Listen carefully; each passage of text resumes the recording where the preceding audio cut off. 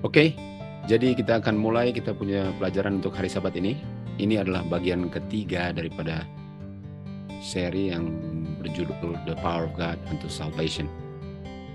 Kuasa yang menciptakan adalah kuasa yang menyelamatkan. Jadi bukti bahwa Tuhan sanggup untuk menyelamatkan orang dari dosa, memisahkan dia dari dosa,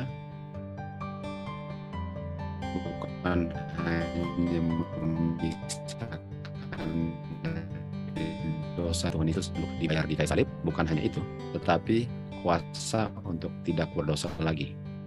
Jadi nggak cukup untuk diampuni kalau setelah itu berdosa lagi. Itu nggak selamat, orang itu nggak diselamatkan. Karena Matius 1:21 katakan bahwa untuk selamat ialah untuk dipisahkan dari dosa.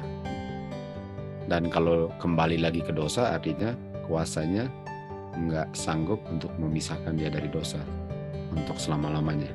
Jadi Tuhan sanggup untuk memisahkan orang berdosa dari dosanya untuk selama-lamanya. Itulah kuasa yang sanggup untuk menyelamatkan, yang adalah kuasa yang menciptakan. Di Roma 5 ayat 15 ayat 4 dikatakan, apa saja yang ditulis dulu kala, dan ini ditulis oleh nabi-nabi di dispensasi perjanjian lama, ditulis agar kami bisa belajar, agar melalui kesabaran dan penghiburan daripada firman Tuhan, kita bisa menerima pengharapan. Ya. Kita bisa menerima pengharapan. Nah, ini kata comfort ya. Comfort adalah comforter. Right? Jadi di Yohanes 14 ayat 16 dikatakan, Bapa akan mengirim another comforter. Dan comforter inilah yang mana kita bisa memperoleh pengharapannya melalui comforter. Dan kita tahu bahwa comforter itu adalah spirit of truth, roh kebenaran. Dan dikatakan comforter ini, waktu Tuhan bilang kepada murid-muridnya, dia bilang, sayalah yang akan datang. Kita sudah mengerti bahwa personality daripada Tuhan Yesus tinggal di surga, namun dia punya roh yang tidak terikat daripada dia punya personality kemanusiaan, itulah yang datang kan. Jadi ini Tuhan Yesus punya roh. Dan ini adalah comfort of the scripture, penghiburan yang diterima dari firman Tuhan. Jadi di Yohanes 5:39 dikatakan, selidikilah firman Tuhan, dan kita tahu ada comfort di situ, dan comfortnya adalah rohnya Kristus. Dan firman Tuhan itu memberikan saksi akan Tuhan Yesus atau penghibur itu. Artinya kita temukan penghibur, rohnya Kristus yang menghibur itu di saat kita menyelidiki firman Tuhan. Dan di bagian mana daripada firman Tuhan kita bisa temukan Kristus sebagai penghibur? Di Lukas 24 ayat 27, dalam perjalanan ke Emmaus, Tuhan Yesus mengatakan, mulai dengan Musa dan semua para nabi, dan ini seluruh perjanjian lama, karena di zaman Tuhan Yesus itu kita tahu belum ada perjanjian baru kan, mulai dengan Musa dan seluruh nabi, daripada di dalam scripture, di dalam firman Tuhan itu, semua bicara tentang Tuhan Yesus, tentang another comforter. Tuhan Yesus dan bicara tentang rohnya. Artinya, kenapa orang bisa menerima pengharapan? Karena Tuhan Yesuslah yang berada di dalam firman Tuhan itu kan. Di dalam kitab suci itu bicara tentang Tuhan Yesus, dan Tuhan Yesus itu adalah diwakili, waktu ke surga diwakili oleh dia punya roh, namanya comforter. Itu sebabnya Tuhan Yesus bilang, kamu tidak akan saya tinggalkan dan tidak ada comforter. Kamu tidak pernah akan kedapatan tanpa comforter. Dalam firman Tuhan, kamu selalu diberikan comfort. Okay? Jadi inilah pengharapan kita. Firman Tuhanlah pengharapan kita. Dan dikatakan mulai dengan Musa. Dan kita sudah belajar mulai dengan Musa, mulai dengan Kejadian 1 ayat 1. Kejadian 1 ayat 1 itu adalah in the beginning.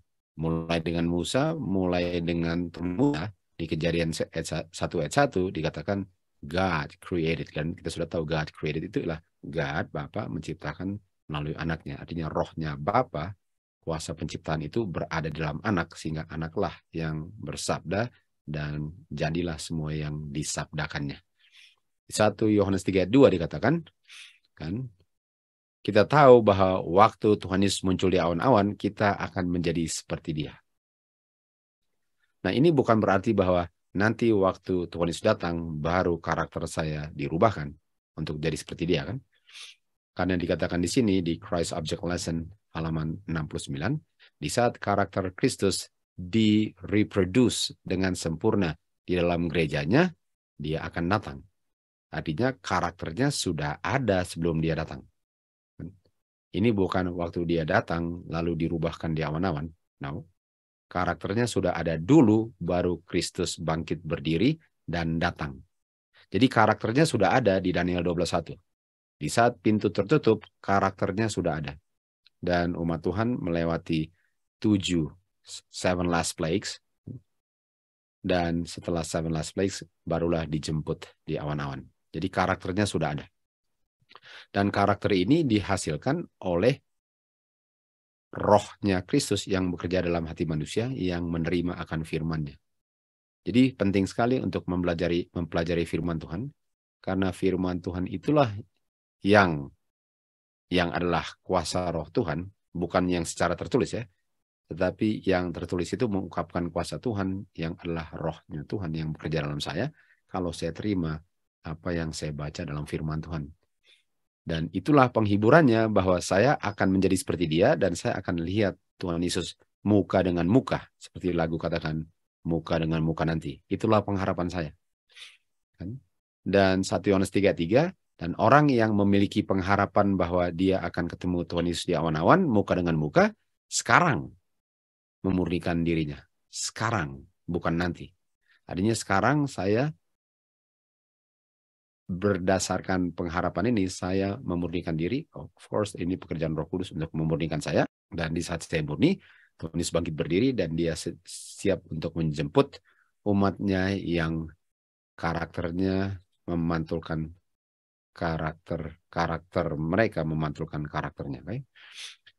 Hari Sabat ini adalah tanda, okay? Dan hari Sabat adalah tanda kuasa penciptaan dan kuasa penebusan. Jadi dari mana saya tahu bahwa saya bisa diselamatkan? Jawabannya ialah dari bukti yang nyata bahwa Tuhanlah yang menciptakan segala-galanya, kan?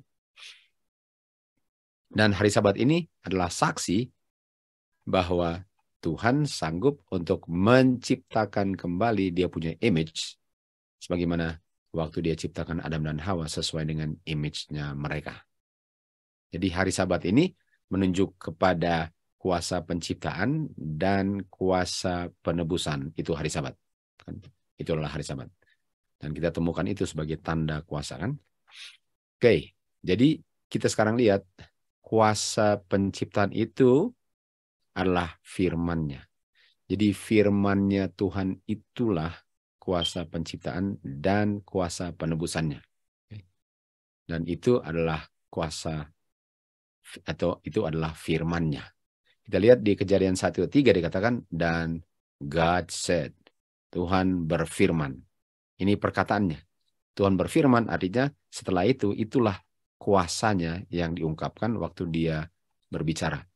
Biarlah jadi ada terang. Jadilah terang. Dan langsung ada terang. Langsung ada terang. Itu kuasanya. Jadi kita tahu bahwa sebelum itu enggak ada terang. Dan waktu diucapkan kata terang, dari kata terang menjadi terang kenyataan.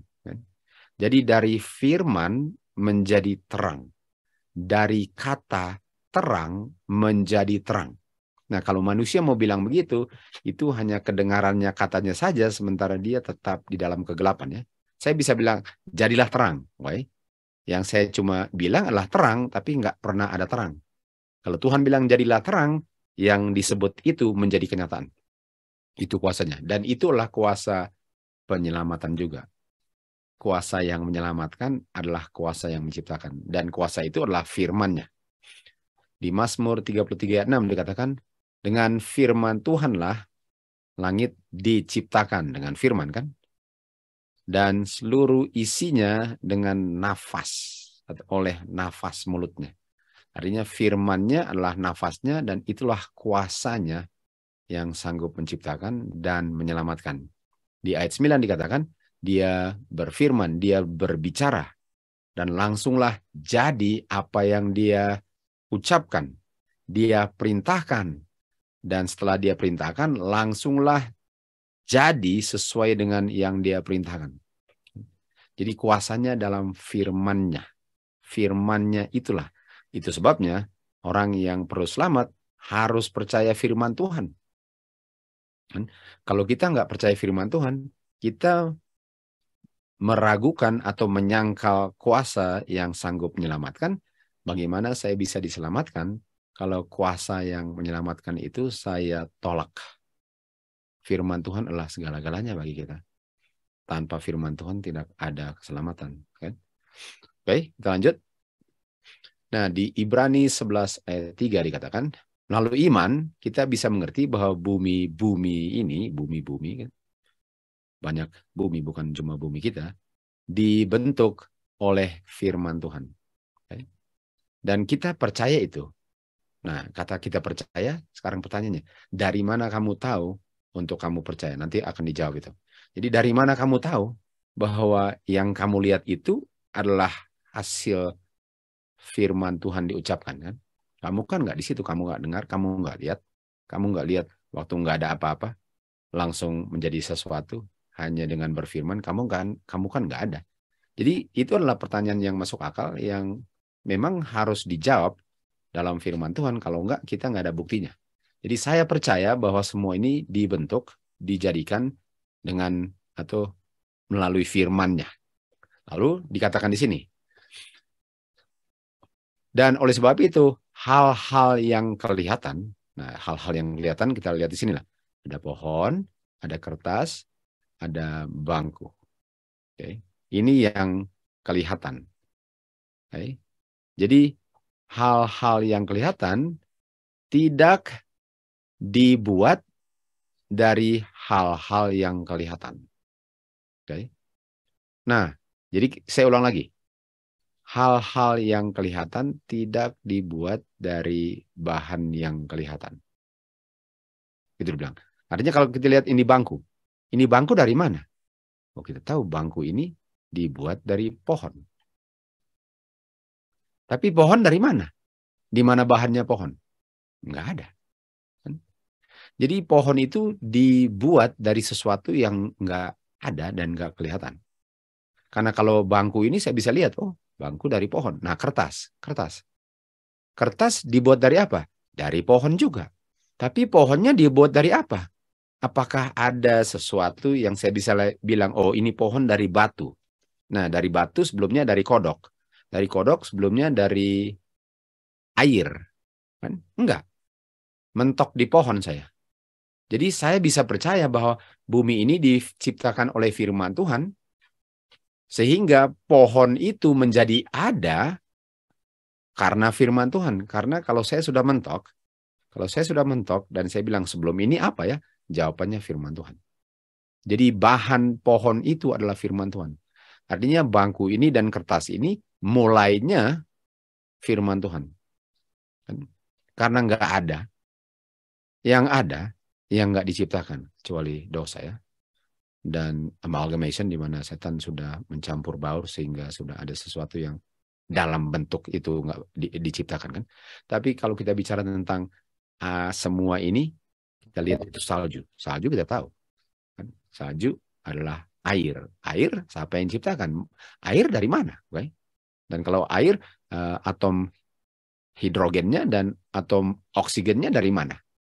Jawabannya dari firman Tuhan. Jadi semua dari firman Tuhan menjadi ada, baru manusia gunakan bahan yang ada untuk membentuk kertas atau membentuk bangku dan sebagainya. Jadi saya bisa percaya bahwa semua itu mulainya dengan firman Tuhan. Pada mulanya adalah firman. Kan di Yohanes 1 ayat 1, in the beginning was the word. Pada awalnya adalah firman. Kan? Jadi firmanlah sebelum segala-galanya. Semua yang menjadi ada karena sebelumnya ada yang berfirman. Ibrani 11 ayat 1 dikatakan iman adalah substance, bahan yang ada, bahan ya, bahan.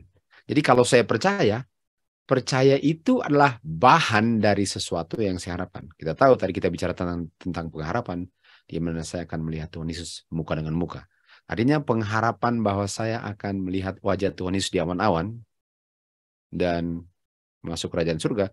Pengharapan itu berdasarkan bahan yang saya percaya. Jadi kalau saya percaya, saya sudah ada bahannya. Dan bahannya itulah yang digunakan untuk menjadikan yang saya harapkan. Kan? Dan bukti daripada sesuatu yang tidak kelihatan. Kita tahu, bangku kelihatan, kertas kelihatan, pohon kelihatan, firman Tuhan tidak kelihatan. Jadi buktinya ada firman Tuhan, ialah saya tanya, oke, bangku ini dari mana? Mereka masih bisa jawab, dari pohon. Pohon dari mana? Nggak tahu. Yang nggak tahu itulah yang diisi oleh firman Tuhan. Kan?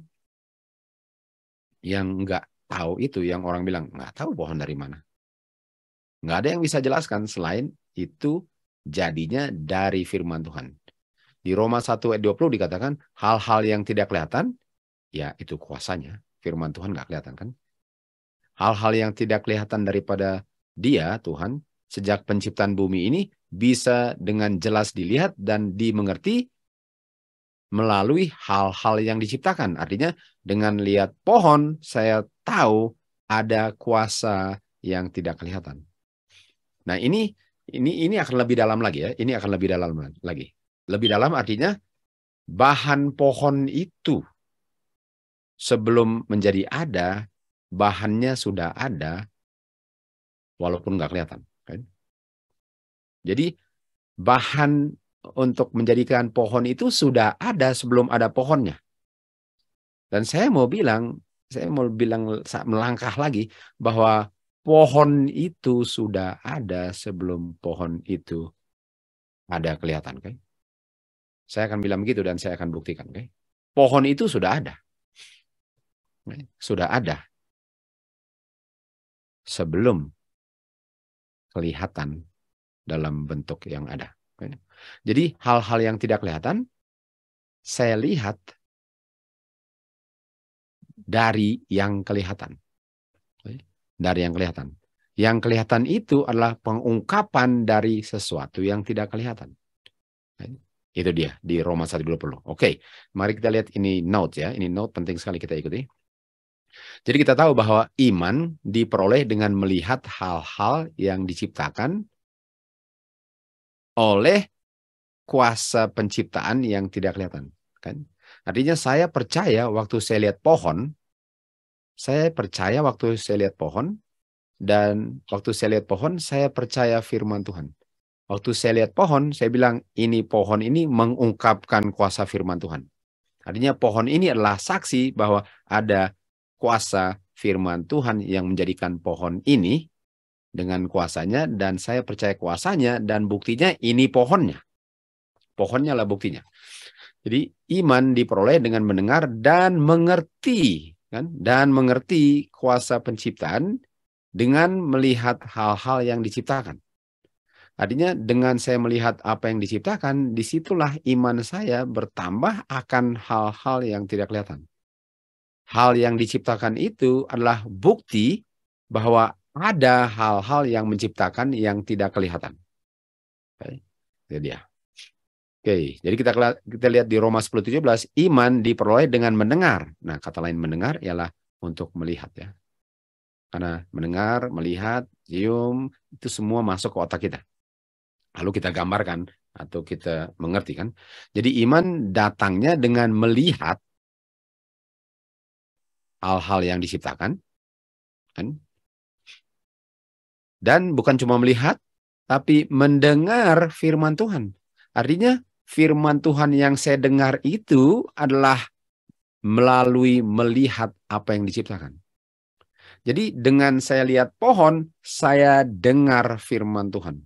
Dengan lihat pohon, saya dengar kuasa Tuhan yang tidak kelihatan. Okay? Jadi Tuhan berbicara melalui apa yang diciptakan. Bukan berarti Tuhan punya suara kedengaran, tapi secara tidak langsung Tuhan berbicara kepada saya dan saya mendengar suaranya waktu saya melihat yang diciptakan Tuhan sebagai bukti bahwa ini yang ciptakan adalah firman-Nya. Jadi saya bisa mendengar firman Tuhan di alam. Walaupun nggak kedengaran suara apa-apa.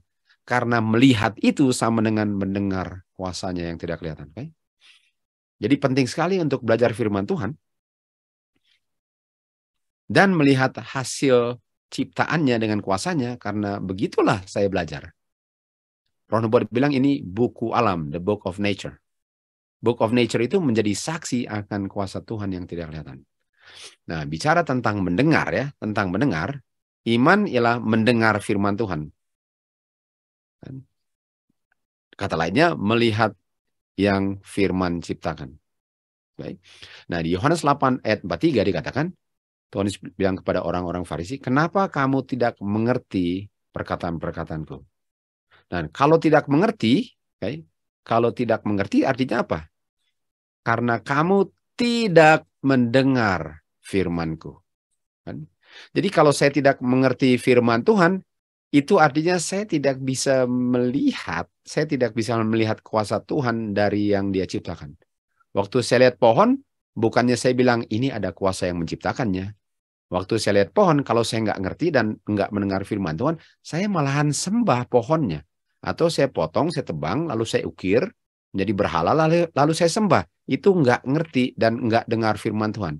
Karena Tuhan nggak berbicara melalui yang diciptakan untuk bilang bahwa kamu sembah Dia.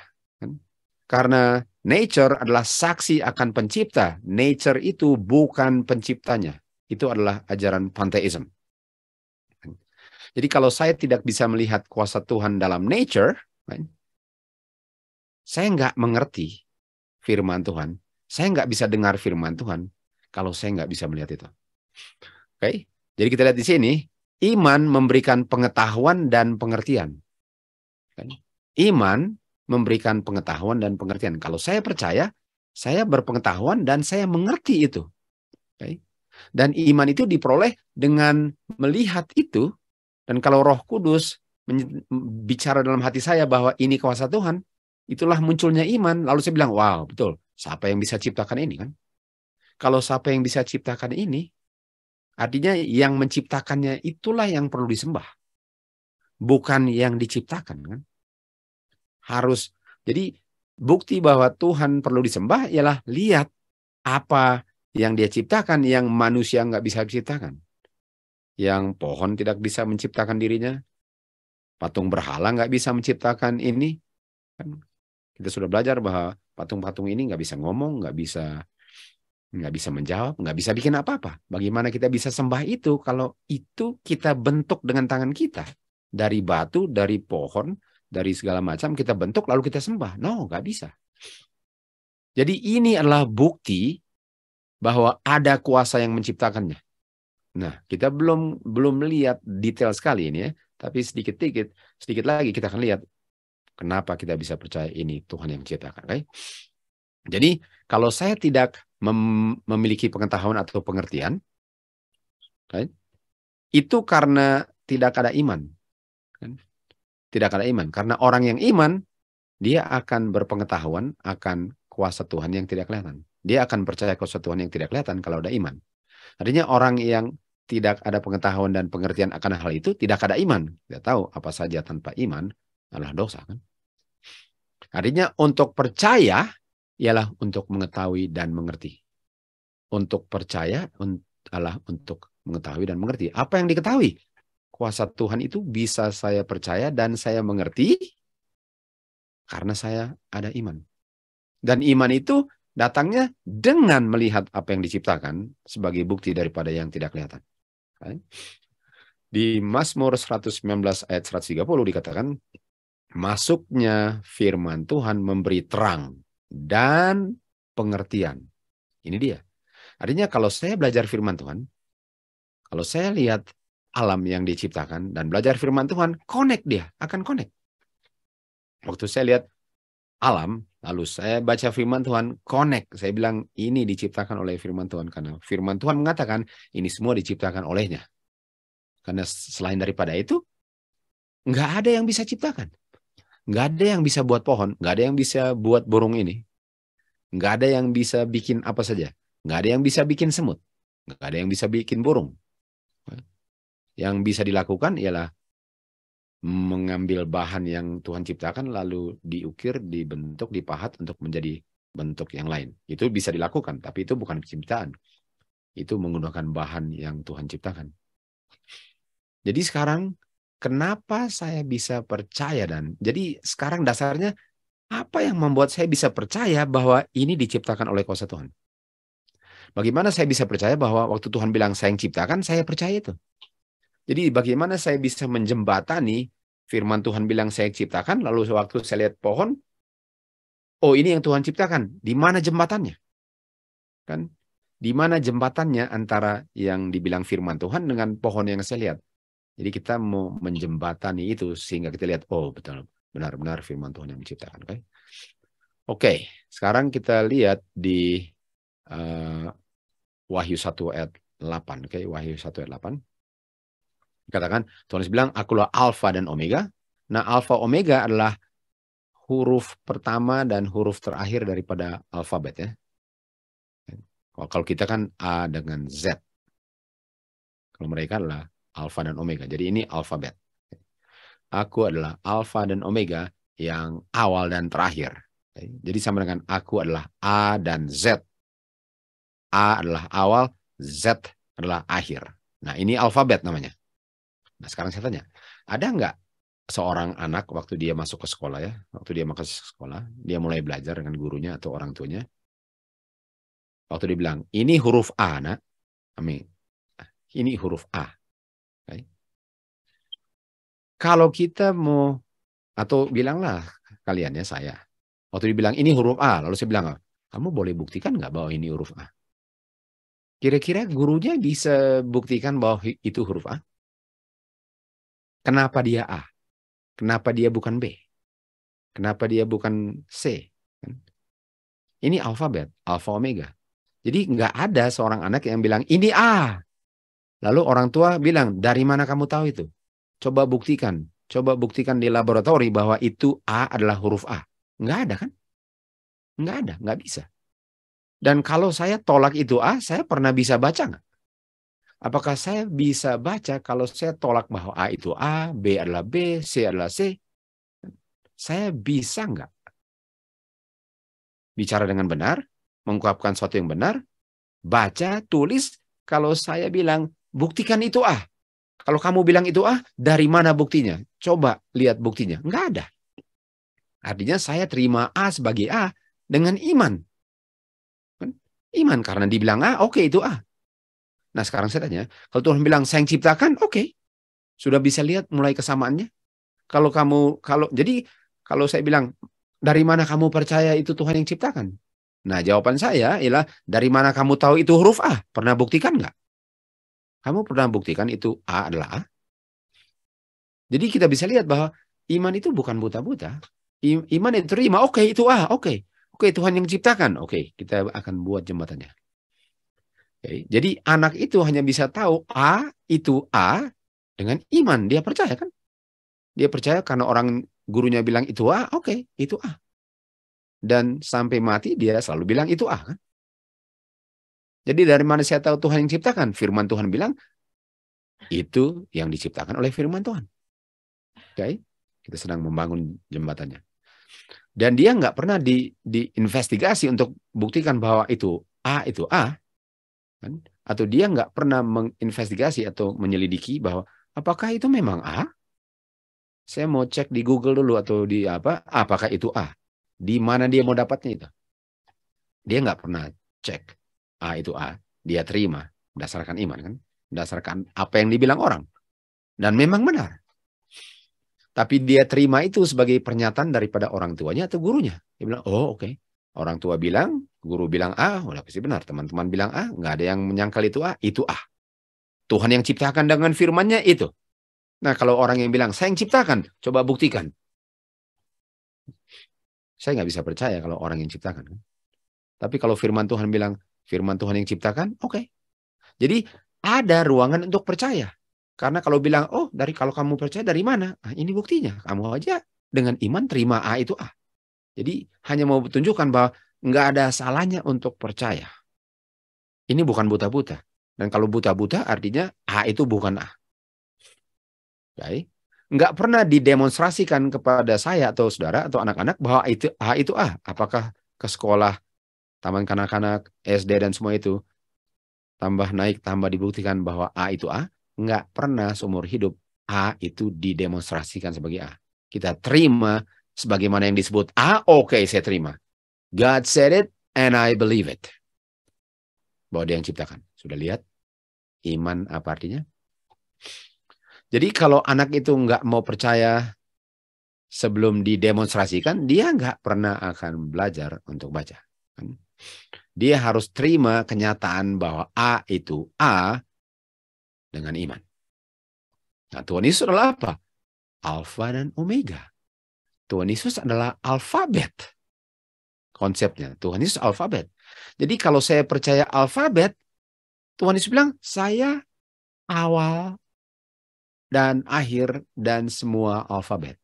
Nah, artinya saya bisa percaya dong kalau Tuhan itu Alfa dan Omega, dan kalau Tuhan bilang sebagaimana kalau orang bilang A adalah A, Tuhan bilang saya adalah Alfa dan Omega. Itu sudah bisa lihat bagaimana iman dibentuk dari hal ini. Artinya kita ada dasar iman untuk percaya. Buktinya adalah A, Z adalah Z. Kalau tulis R lalu saya tulis S, salah itu. Oh iya, ganti, hapus, tulis R. Ah, itu benar. Oke, ini yang Tuhan ciptakan. Kamu bilang apa? Oh, ini melalui evolusi. Salah itu. Oh iya, betul-betul. Tuhan yang ciptakan. Karena Tuhan bilang Tuhan ciptakan. Oke. Jadi, oke. Jadi ini adalah cara bagaimana saya bisa percaya bahwa Tuhan yang ciptakan. Tuhan yang ciptakan. Oke. Oke, kita lanjut. Kita lanjut ini pernyataan di sini. Oke. Jadi kita bisa lihat bahwa nggak ada yang mana orang-orang ini sangat pasti banget bahwa letters daripada alfabet ya. Jadi nggak ada yang bisa membuktikan bahwa ini adalah ini, nggak pernah didemonstrasikan kan? Selain apa? Selain percaya. Nggak ada sesuatu yang bisa, well, kamu buktikan dulu. Dan waktu didemonstrasikan, oh memang itu A. Nggak pernah. Itu murni iman. Itu murni percaya. Okay? Jadi sebagaimana seorang anak mulai belajar, kita pun bisa belajar tentang kebenaran Tuhan. Sebagaimana kita belajar alfabet atau angka-angka dari 1 sampai 0, lalu digabung menjadi angka apa? Kita pun dengan cara yang sama kita bisa belajar kebenaran Tuhan. Dengan iman kita bisa belajar untuk mengetahui alfa dan omega. Dan alfa omega adalah keseluruhan alfabetnya daripada God.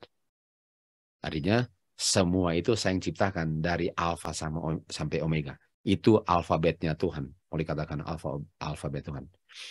Dia yang percaya daripada pernyataan yang simple daripada firman Tuhan mengenai penciptaan, okay, bisa mengetahui dengan satu kepastian bahwa God lah yang menciptakan langit dan bumi dengan kuasa firman-Nya, alfabetnya. Okay. Jadi kita sudah mulai membentuk jembatan untuk melihat kebenaran daripada firman Tuhan. Oke, sekarang kita lihat di sini di Wahyu Matius 18:4 dikatakan, barang siapa yang mau merendahkan dirinya sebagaimana anak-anak kecil waktu belajar alfabet, dia percaya karena di gurunya bilang itu benar, ibunya bilang benar, dialah yang terbesar dalam kerajaan surga.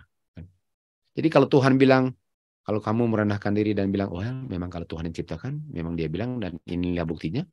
Buktinya saya nggak bisa buktikan di dunia ini ada yang bisa ciptakan. Jadi kalau firman Tuhan bilang itu yang ciptakan, saya percaya. Oke. Tahun 1842 ada orang yang namanya Megan atau Margaret. Dia hidupnya dari 1842 sampai 1903. Dia adalah seorang penyanyi dari Wales. Philanthropist artinya suka menyumbang untuk kebutuhan orang-orang kan. Namanya sebagai Margaret atau Megan. dalam dia punya beberapa publication. Dia dikenal sebagai sumber orang yang pertama yang mengeksperimen dengan meneliti satu phenomenon atau sesuatu yang terjadi yang jarang-jarang terjadi daripada sesuatu yang bisa dilihat dari sesuatu yang bergetar hasil suara. Jadi dialah yang pertama eksperimen suara yang menghasilkan getaran. Kan? Suara itu, kita tahu suara itu ada gelombang dan getaran. Kan? Dan suara yang bergetar itu bisa dilihat bentuknya kalau ditaruh satu membrane, ya, satu selaput yang kering, lalu ditaruh kayak dia punya powder ya, apa bahasa Indonesianya itu, kayak tepung lah gitu ya, yang kasih basah sedikit supaya lengket kan. Lalu seperti yang di sebelah kanan ini, kalau kalian lihat sebelah kanan, dan itu dia punya nama adalah iodophone, ya, iodophone. Jadi ditiup di situ, waktu ditiup di situ, getaran suaranya itu menggambarkan sesuatu di dia punya selaput dengan getarannya. Dan barang ini atau instrumen yang naturally produced geometric atau symmetrical ya. Symmetrical artinya sama dua sisinya. Polanya hasil daripada getaran suaranya. Jadi dia tiup suaranya atau dia nyanyi dan dia bisa lihat hasil getaran suaranya waktu keluar suaranya, ini bentuknya sebelah kiri salah satunya seperti pohon. Kan? Seperti pohon. Dan seperti apa juga. Jadi sesuai dengan apa yang dia ucapkan munculnya mirip-mirip apa yang dia nyanyikan gitu. Jadi waktu dia nyanyi, getarannya itu membentuk bentuk daripada suaranya. Tunggu. Wow, bukan main kan? Ini namanya iodophone. Dan ini namanya voice figures. Artinya bentuk yang dibentuk oleh suara, gelombang suara kan. Ini dia. Dan ini dia punya contoh-contoh di sebelah kanan bawah ini. Ini bentuk-bentuk yang dibentuk dari getaran suaranya yang terpapar atau yang nempel di dia punya selaput itu. And voice figures atau voice flowers. Jadi waktu dia bersuara, langsung keluar bentuknya. Ini manusia nyanyi. Ini suara manusia. Tentu saja bentuknya nggak ada kehidupannya. Tapi ada bentuk. Jadi manusia aja waktu bicara atau nyanyi, dia bisa bentuk sesuatu berdasarkan apa yang gelombang apa yang keluar dari mulutnya. Tunggu ini manusia. Manusia nggak ada kuasa menciptakan, tapi suara manusia yang diciptakan dan diberikan nafasnya kepada manusia ini, waktu dia bicara tanpa sadar, tanpa ada tujuan tertentu, membentuk sesuatu. Membentuk sesuatu kan. Voice figures namanya. Okay. Nah ini dia kan. Lalu selanjutnya kita lihat di sini, dia getaran ini membentuk satu pola di dia punya disk ini daripada iodophone, dan dia bilang bahwa wow ini betul sekali bentuknya. Nah ini bukan bentuknya, saya cuma kasih contoh bahwa ini salju. Setiap salju ada bentuknya dan nggak ada dua salju yang sama di seluruh dunia. Nggak ada. Semua ada bentuknya. Dan kita tahu di Yesaya 55, firman Tuhan itu jatuhnya seperti apa? Salju. Dan salju ada bentuk. Firman Tuhan jatuh ke bumi seperti salju. Ini salju kan? Dan kita kembali lagi ke sini, bahwa bentuk-bentuk di disk itu adalah beautiful crispations, atau ada crisp, ya, ada bentuk yang indah ya, yang bentuknya kalau dia nyanyinya suaranya nggak dipaksa. Jadi kalau nyanyinya dengan lembut dengan biasa, terbentuklah sesuatu. Dan dia mengeksperimen ini dan dia temukan pola-pola seperti bunga. Ini kan seperti yang tadi. Seperti bunga ini pola-polanya. Dan keluarlah dia. Ini suaranya, ini suara manusia yang tanpa sadar dia lihat. Ini suara yang diciptakan. Kalau manusia punya suara, nampaknya ada polanya waktu keluar. Bagaimana dengan suara pencipta? Bagaimana dengan suara pencipta? Betul? Bagaimana dengan suara pencipta? Oke. Lalu dia ungkapkan seperti ini. Setelah itu dia ungkapkan, pengharapan telah datang kepada saya bahwa ini alat-alat ini bisa offer kita suggestion daripada production-nya alam akan dia punya bentuk-bentuk yang indah. Artinya alat ini bisa mengungkapkan indahnya alam yang diciptakan Tuhan. Bisa menolong kita untuk mengungkapkan jembatan, ini link jembatan dari indahnya semesta alam yang terbentuk dengan secara organized ini, yang diungkapkan dalam firman Tuhan, yang dibentuk waktu Tuhan berfirman. Coba lihat ini. Jadi kalau manusia nyanyi atau bicara atau keluar sesuatu dari mulutnya bisa bentuk sesuatu, bukankah Tuhan menciptakannya dengan berfirman juga? Bedanya kalau Tuhan berfirman, jadi pohon, jadi beruang, jadi awan, jadi manusia.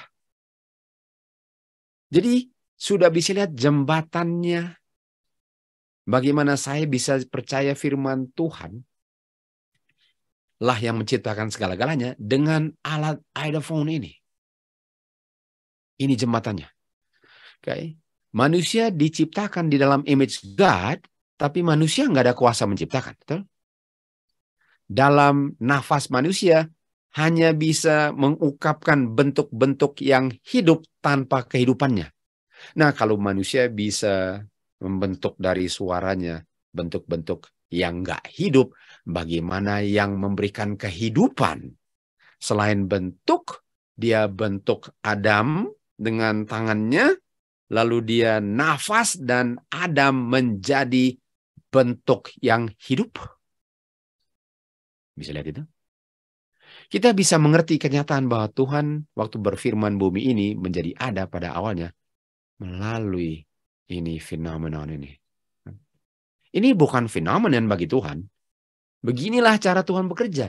Ini adalah satu fenomenon bagi manusia yang sudah lupa Tuhan. Kalau manusia nggak lupa Tuhan, ini bukan fenomena. Inilah satu hal yang sudah diungkapkan di ayat pertama di bukunya Musa Kejadian.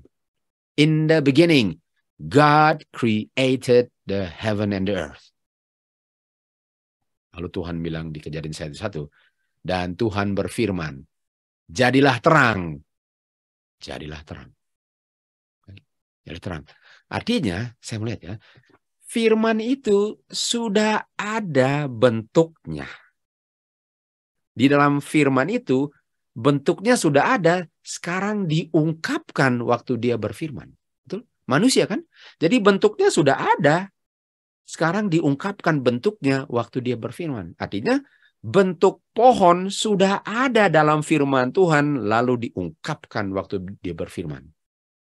Bentuk binatang sudah ada dalam firman-Nya, sekarang diungkapkan binatangnya. Bentuk pohon sudah ada dalam firman Tuhan, sekarang diungkapkan waktu dia berfirman. In the beginning, God created the heaven and the earth. Saya lihat itu. Tuhan bilang, jadilah terang. Artinya terang sudah ada sebelum terang kelihatan. Terang sudah ada sebelum terang menjadi ada. Terang sudah ada dalam bentuk firman. Sekarang, waktu firman itu diungkapkan, waktu diucapkan, kelihatanlah yang tadi nggak kelihatan. Sudah bisa lihat? Dengan firman Tuhanlah langit di bumi, dengan namanya diciptakan. Dia berfirman, langsung jadi. Dia perintahkan, semua menjadi ada. Apa saja yang Tuhan bilang menjadi kenyataan. Kenapa? Artinya Tuhan nggak bisa bohong. Karena Tuhan, waktu dia bilang, yang dia bilang sudah ada di mulutnya. Jadi kalau manusia bilang, oh nanti saya akan datang. Kenapa nggak datang? Aduh, nggak bisa. Artinya kamu punya firman nggak ada nilainya, betul? Iya. Tapi kalau Tuhan bilang saya akan datang, sebelum dia bilang saya akan datang, itu kata itu ada bentuk sudah datangnya. Sehingga nggak bisa Tuhan nggak datang. Nggak bisa Tuhan nggak memenuhi janjinya kalau janjinya sudah ada dalam bentuk firman-Nya. Saya lihat, makanya untuk Tuhan menciptakan gampangnya bukan main. Dan untuk menyelamatkan gampangnya bukan main. Pertanyaannya saya percaya nggak? Dia berbicara langsung jadi. Dia memerintahkan langsung menjadi ada.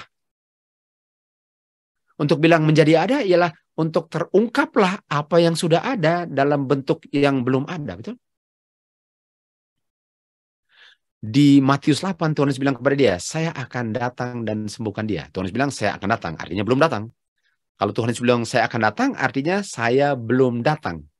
Jangan lupa, kalau yang keluar, yang saya dengar akan datang, artinya jangan harap sudah datang. Kan? Karena bentuk yang keluar adalah akan dan keluarnya akan. Jadi orang Centurion bilang ini, well, kalau kamu bilang akan datang, artinya belum sembuh dong. Kan? Tapi kan kamu punya firman kan, yang buat sembuh. Dan kamu kan nggak perlu datang. Kamu nggak perlu datang ke kampung saya. Karena firman itu, kalau kamu bilang sembuh, itu sembuh sudah ada dalam firman, ucapin aja dia akan sembuh. Bagaimana? Bagaimana? Waktu Tuhan bilang, saya akan datang. No. Jangan bilang akan datang. Bilang aja sembuh. Bilang aja. Waktu kamu bilang sembuh, itu kata sembuh itu menjadi sembuh hamba saya. Makanya di ayat 8, Centurion bilang, Tuhan, no. Sebut aja sembuh. Berfirman saja. Dan hamba saya akan sembuh. Bayangkan.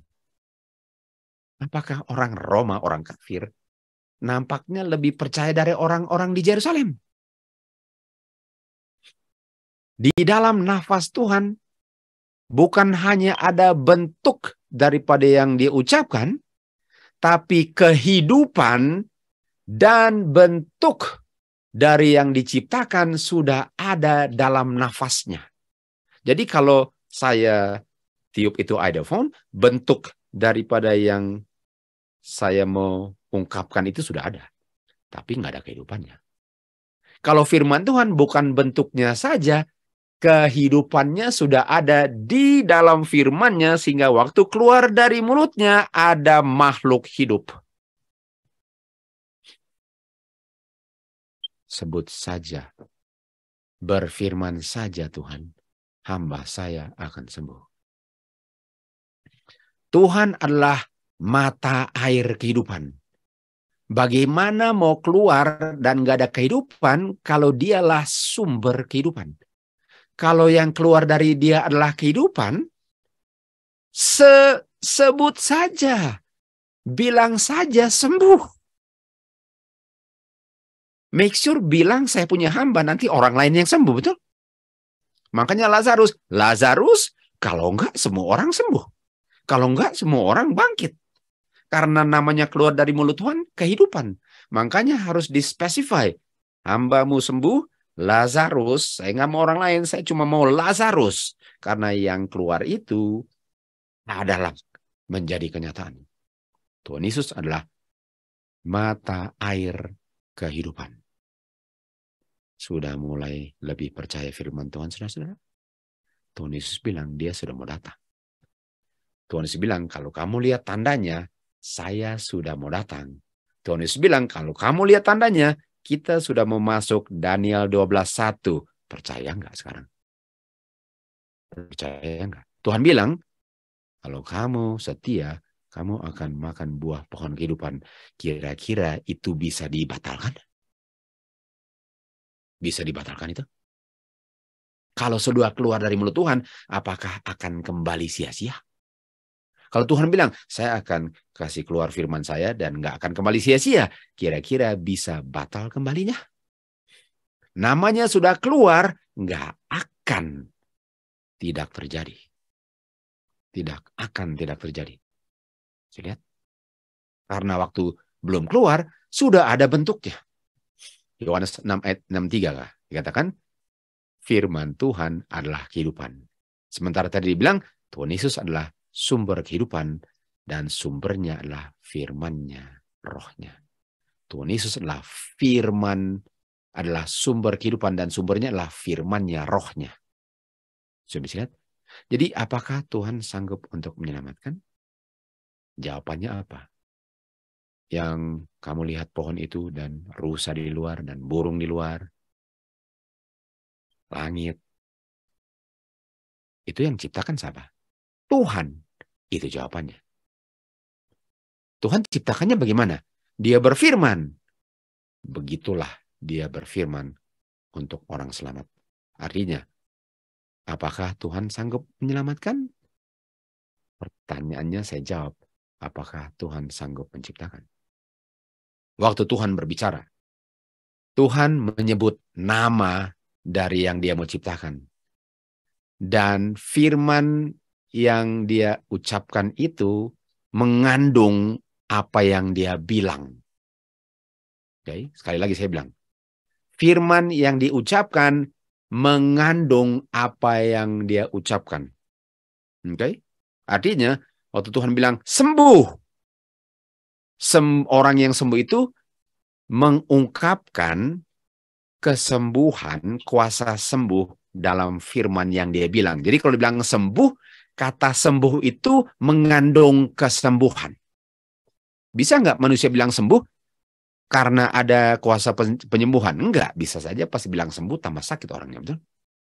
Tapi kalau Tuhan bilang sembuh, nggak bisa orangnya nggak sembuh. Alfabet, alfa, dan omega. Jadi kalau Tuhan kutuk, dengan segera kata kutuk itu mengandung kutuk. Sehingga pohon ara itu langsung terkutuk di tempat. Bisa lihat? Jadi bukan Tuhan kutuk, lalu ada orang dan dia siram dengan bensin, dengan minyak tanah langsung layu pohonnya. No, itu kuasa minyak tanah yang bikin dia layu. Waktu Tuhan bilang, dia kutuk pohon ara itu, kata yang dia bilang terkutuklah kamu adalah kuasa kutuknya. Bisa lihat alfabet Tuhan. Apa saja yang diungkapkan firman Tuhan, apa saja yang didescribe ialah ini pohon, ini binatang. Ada unsur kehidupannya di dalam firman itu. Okay. Di dalam firman Tuhan ada unsur dari yang dia bilang. Artinya, jadilah kuda. Unsur kehidupan kuda ada di dalam firman-Nya, sehingga waktu keluar, jadilah kuda itu. Roma 4 ayat 17. Dikatakan di sini, Bapa, God, menyebut hal-hal yang tidak seakan-akan ada. Nah, saya terjemahkan ini ke bahasa Indonesia ya. Bapa menyebut hal-hal yang tidak seolah-olah sudah ada sebelumnya.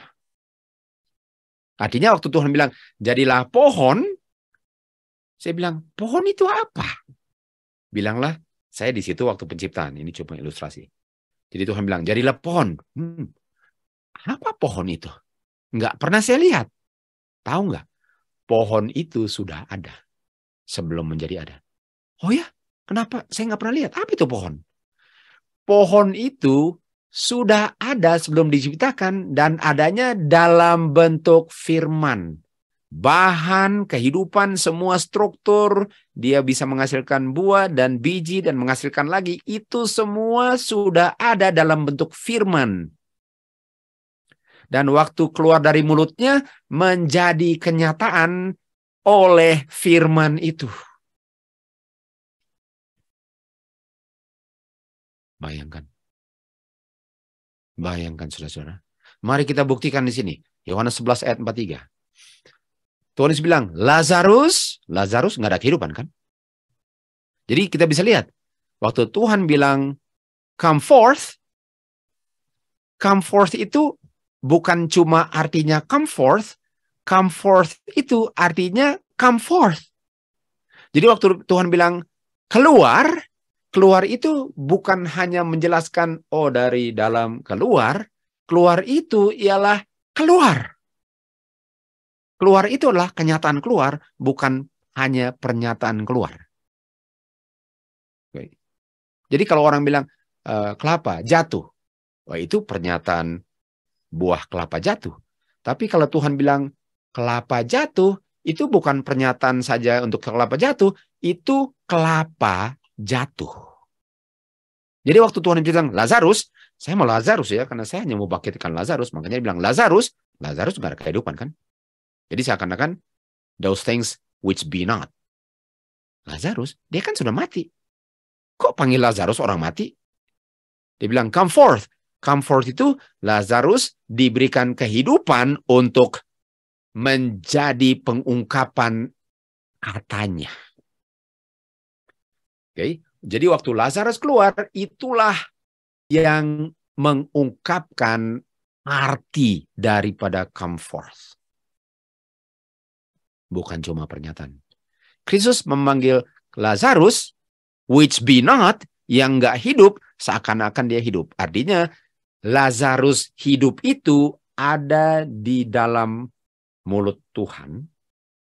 Lazarus punya kehidupan itu ada di dalam kata come forth. Dan waktu keluar dari mulut Tuhan Yesus, Lazarus lah kenyataan kehidupan yang sudah ada dalam mulut Tuhan. Dan orang yang mati tadi came forth. Bukan main. Yohanes 9 ayat 32.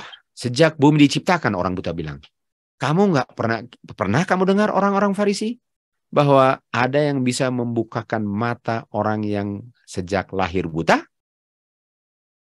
Nggak bisa. Jadi orang buta bilang, ini kuasa penciptaan. Karena sejak penciptaan nggak pernah saya lihat orang menggunakan kuasa itu sebelum saya menjadi saksinya akan kuasa itu. Orang buta mengungkapkan kuasa penciptaan bahwa firman Tuhan itulah yang waktu di dalam mulut Tuhan Yesus, itulah matanya yang tidak buta.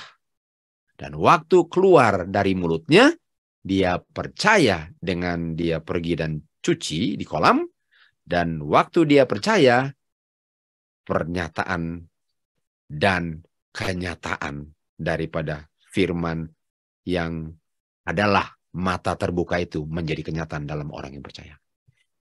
Matius 14 ayat 28. Petrus bilang kepada Tuhan Yesus, kalau memang itu engkau, panggil saya untuk datang. Nah, kita tahu ini di laut, di danau nih. Artinya datang nggak ada cara lain untuk jalan. Karena nggak bisa berenang kan, tenggelam. Artinya untuk datang ialah untuk jalan. Itu dibilang panggil saya untuk datang. Okay. Nggak ada yang pernah datang, nggak ada yang pernah jalan di atas air sejak bumi diciptakan. Sama dengan orang buta. Artinya Petrus tahu kalau ini memang gurunya yang menciptakan langit dan bumi dengan firman-Nya. Kata firman itu mengandung jalannya Petrus kalau dia percaya. Mengandung mampunya dia jalan di atas air. Kata jalan, kata datang itu adalah kuasa datangnya. Tuhan Yesus bilang, datang. Dan Petrus percaya, ini datang ini adalah jalan di atas air. Dan jalan di atas air itu sudah ada, Petrus sudah jalan di atas air dalam bentuk firman. Petrus punya jalan di atas air sudah ada dalam bentuk firman. Sekarang diungkapkan kuasa itu, Roma 1:20, waktu Petrus jalan di atas air. Kejadian 1:2, bumi ini gelap. Bumi ini gelap, nggak ada terangnya. Oke, jadilah terang. Kata terang itu adalah terang. Dan waktu keluar dari mulut Tuhan Yesus sesuai dengan instruksinya, nggak ada kegelapan lagi. Apakah kita sudah jembatani Petrus dengan Tuhan Yesus, di mana ada air di antaranya? Apakah kita sudah menjembatani hamba yang sakit dengan firman yang adalah nggak sakit menjadi kenyataan hamba nggak sakit? Apakah kita sudah menjembatani gelap ke terang, dan jembatannya adalah firman Tuhan, firman terang. Makanya kita tahu firman itu adalah terang, kan? Firman itu adalah terang. Kalau tidak sesuai dengan law and testimony, tidak ada terang di dalamnya. 1 Tesalonika 1:5, gospel. Kita tahu gospel, Injil adalah kuasa penciptaan dan kuasa penebusan. Kuasa penebusan dan kuasa penciptaan bukan hanya kata-kata pernyataan yang didengar tapi enggak ada kuasanya. Tetapi firman gospel itu adalah selain pernyataan adalah kenyataan. Jadi datang adalah pernyataan, datang adalah kenyataan. Sembuh adalah pernyataan, sembuh adalah kenyataan. Dan kalau saya bisa terima kata itu, kalau saya bisa terima pernyataan itu, saya menikmati kenyataan itu. Kalau Petrus bisa terima pernyataan itu, Petrus melihat kenyataannya waktu dia jalan di atas air. Firman Tuhan bukan hanya pernyataan. Firman Tuhan, apapun yang difirmankan adalah kenyataan. Dan bisa menjadi kenyataan, menjadi saksi bagi seluruh dunia bahwa Tuhan yang menciptakan dan Tuhan yang menyelamatkan, di saat kenyataan itu menjadi kenyataan hidup saya. Jadilah kamu terang dunia. Dulu saya buta, sekarang saya terang. Terang itulah Roma 1:20 bagi orang yang belum percaya. Kalau seseorang menyebut sesuatu yang tidak, seakan-akan iya itu bohong.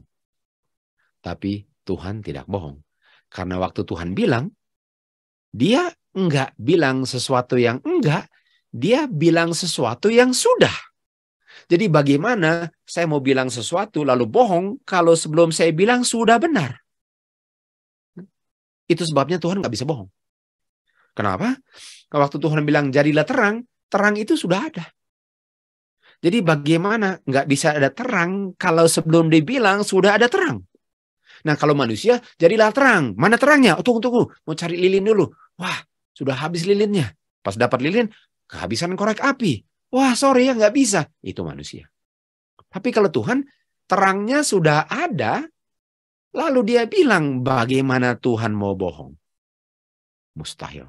Titus 1:2 dikatakan, God cannot lie. Tuhan nggak bisa bohong, karena yang keluar sudah ada. Yang membuat kelihatannya bohong adalah manusia waktu nggak percaya. Tapi bukan berarti bahwa kalau manusia nggak percaya itu bohong. Buktinya di manusia yang percaya.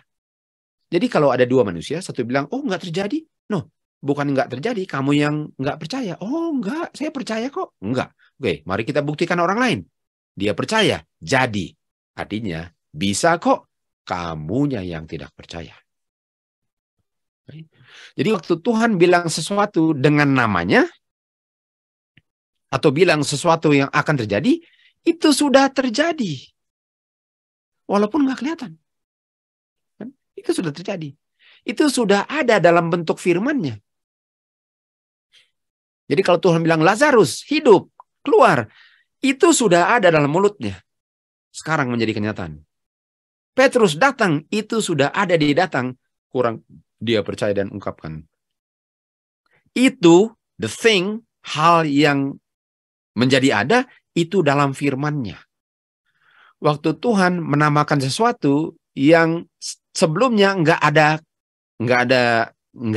pernah ada, dengan segera hal itu menjadi ada karena firman-Nya itulah yang membentuk itu waktu dia bilang itu.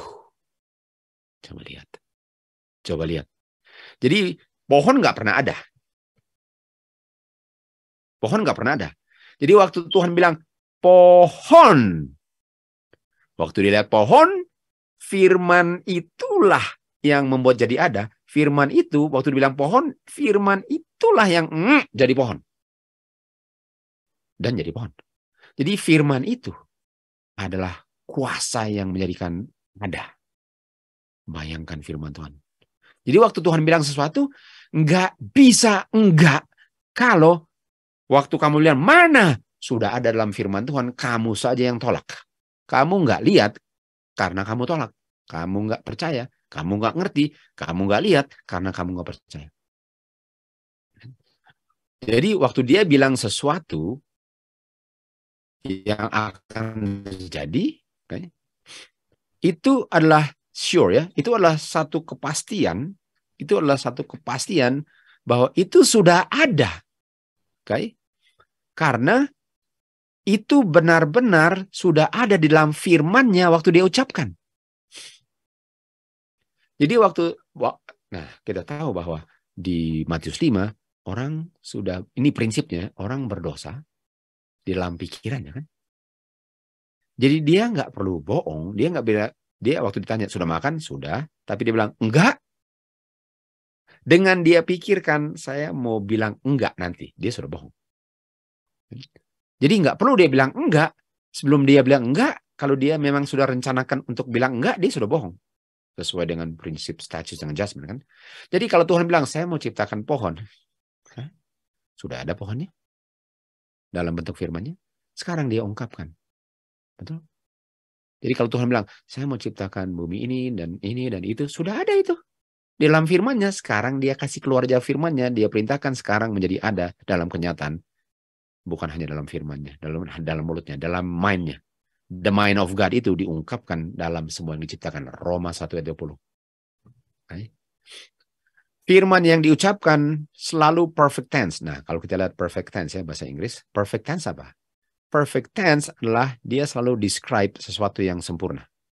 Jadi kalau Tuhan berfirman, dia nggak pernah bilang nanti. Nah, itu seperti orang centurion ya. Kan dia uji kan. Oh nanti, akhirnya itu future tense. Nanti saya sembuhkan dia. Nanti itu future. Lalu dia punya centurion bilang, no. Kan firman-Mu itu selalu present perfect tense.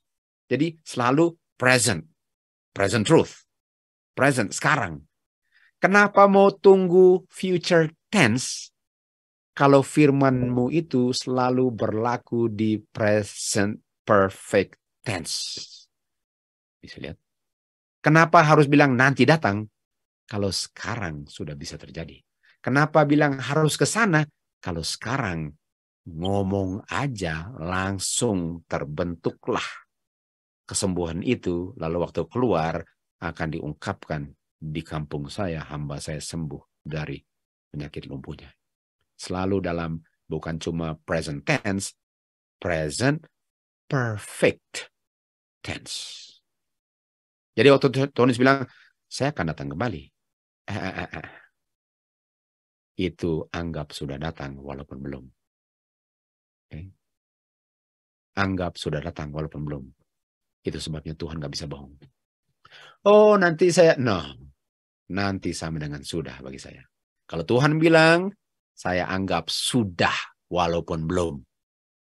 Present perfect tense. Tuh. Karena Tuhan gak bisa bohong. Dengan firman Tuhanlah semuanya diciptakan. Dia berfirman, langsung jadi. Lihat. Nah, itu kuasa penciptaan. Mari kita lihat kuasa penebusan.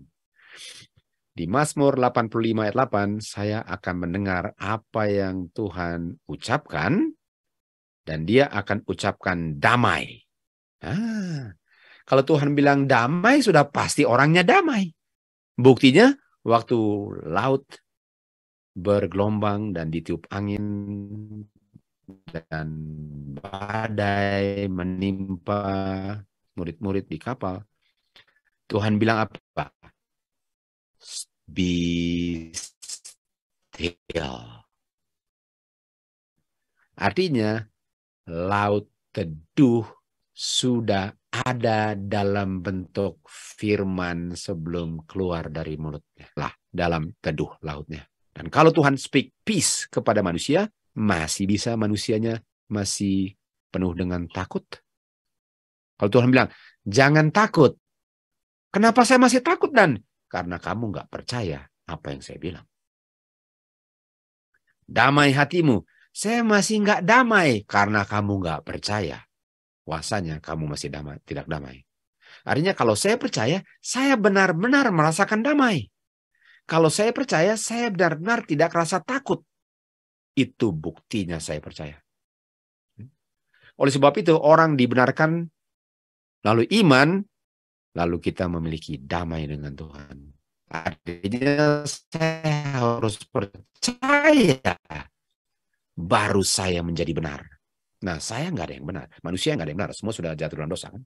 Jadi untuk saya menjadi benar, saya harus dengar Tuhan bilang, kamu benar. Kalau Tuhan bilang kamu benar, jangan bilang gini, oh tapi saya masih berdosa sekali-sekali. Aduh. Oh tapi sukar untuk menjadi benar. Tunggu dulu. Tunggu. Makanya saya nggak butuhkan kamu untuk tolong saya menciptakan langit dan bumi kan, kalau begitu caranya. Kalau Tuhan bilang damai, damai. Kalau Tuhan bilang kamu benar, kamu benar. Kalau kamu righteous, kamu righteous. Saya bilang, oh tapi saya masih berjuang. Apa yang perlu diperjuangkan? Iman kamu yang perlu diperjuangkan, betul? Dan kalau saya terima peace, apa yang saya terima? Ya saya 32. Saya terima righteousness, kebenaran Tuhan. The righteousness of the law, the end of the law. Karakter Kristus saya terima. Waktu Tuhan bilang, kamu righteous. Jadi jangan kita begini, Tuhan sudah ampuni dosa saya, tapi apa? Tapi kamu nggak percaya. Tapi saya masih apa? Masih nggak percaya. Dan kalau masih nggak percaya, kamu nggak righteous. Nggak bisa saya righteous. Nggak bisa Tuhan bilang kamu righteous, lalu saya nggak percaya, lalu saya righteous. Nggak bisa. Nggak bisa saya nggak percaya, lalu saya selamat. Nggak bisa. Nggak bisa saya tolak feast, lalu saya selamat.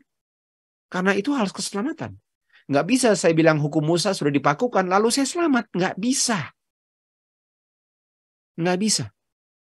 Nggak bisa firman Tuhan saya ragukan, saya tolak, saya bilang nggak penting, dipakukan, lalu saya selamat. Nggak bisa. Saya nggak percaya itu. Artinya kalau Tuhan bilang righteous, saya righteous. Di Roma 3:22 dikatakan, righteousness, kalau kamu percaya, kamu righteous.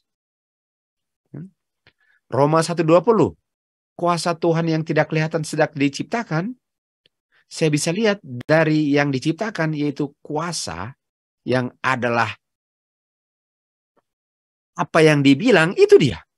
Jadilah pohon sudah ada dalam bentuk firman-Nya dan menjadi kenyataan dari apa yang saya lihat kan. Sehingga nggak ada orang bisa ada alasan untuk tidak percaya. Kan? Jadi nggak ada alasan.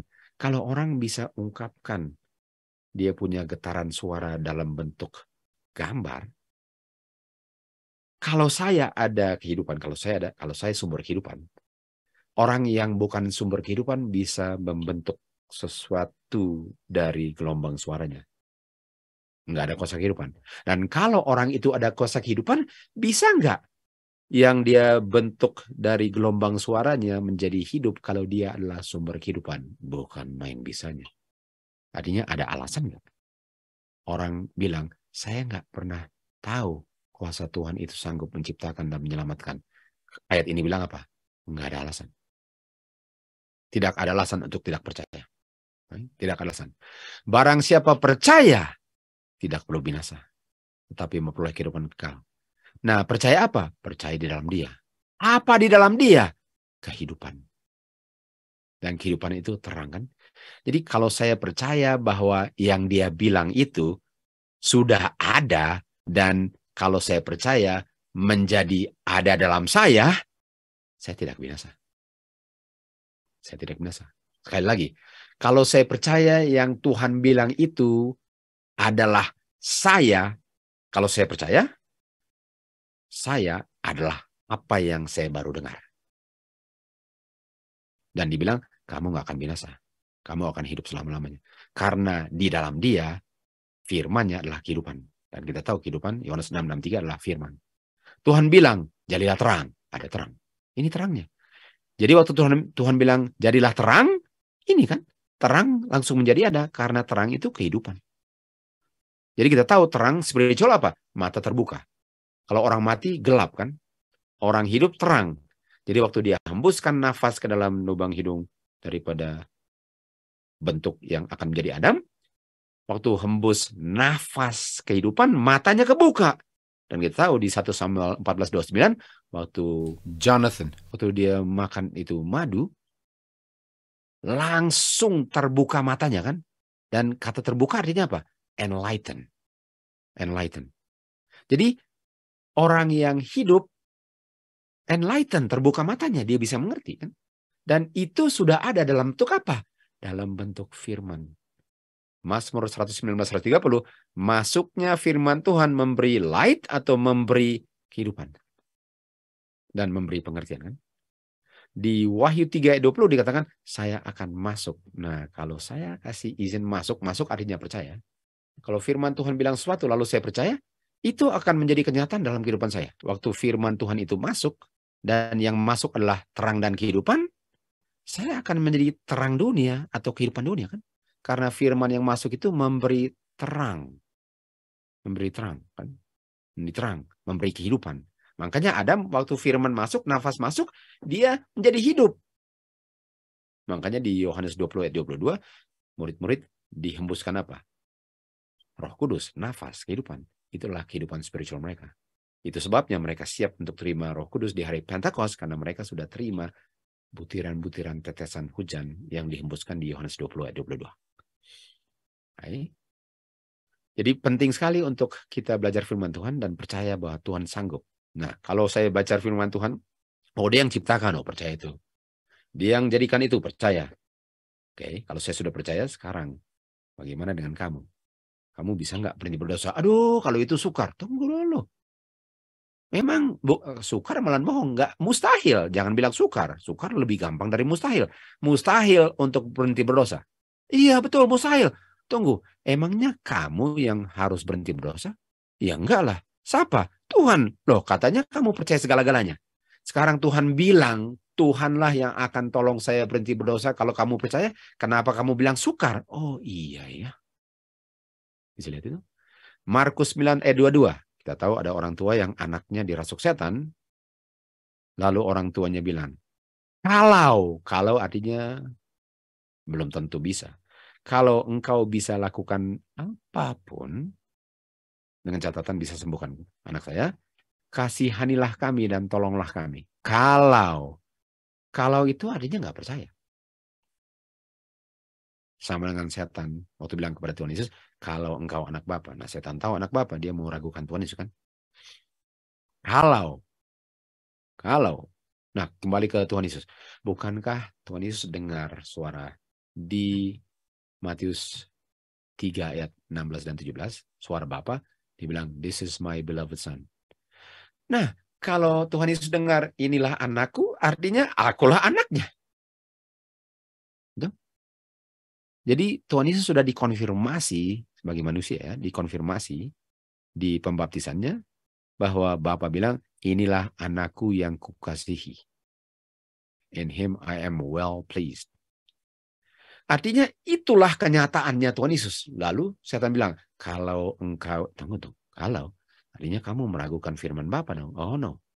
Manusia bukan hidup dari roti saja, tapi dari setiap firman yang keluar dari mulut Bapa. Dan Bapa bilang, aku anak Bapa. Bapa nggak bisa bohong. Jangan bilang kalau saya adalah. Nah, kita kembali ke Markus ini. Kalau kamu bisa tolong, tolonglah kami, anak saya dirasuk setan. Lalu Tuhan Yesus bilang apa? Kalau kamu bisa percaya, apa sih yang mustahil bagi orang yang percaya? Jadi keselamatan orang itu tergantung dari saya percayanya, bukan dari apakah Tuhan sanggup. Saya tidak sanggup, Tuhan sanggup. Pertanyaannya saya percaya. Dan apakah buktinya sudah sangat jelas bahwa Tuhan sanggup. Dan kalau Tuhan sanggup, apa dan yang membuat kamu tadi tidak kagum? Cara yang dahsyat sudah diungkapkan, kamu gak percaya. Semoga bertobat dan percaya karena gak ada cara lain selain percaya. Lalu apa orang tua bilang? Tuhan, saya percaya. Tolonglah ketidakpercayaan saya. Tadi dia bilang apa? Tolonglah sembuhkan anak saya. Kalau kamu sanggup. Lalu Tuhan bilang, kalau kamu sanggup percaya. Dia bilang, saya percaya. Tapi tolonglah ketidakpercayaan saya. Tadi, tolonglah anak saya. Sekarang adalah, tolonglah saya punya tidak percaya. Karena persoalannya bukan di engkau. Persoalannya di saya nggak percaya. Artinya, jangan tolong anak saya, karena anak saya nggak bisa tertolong kalau saya nggak percaya. Oleh sebab itu,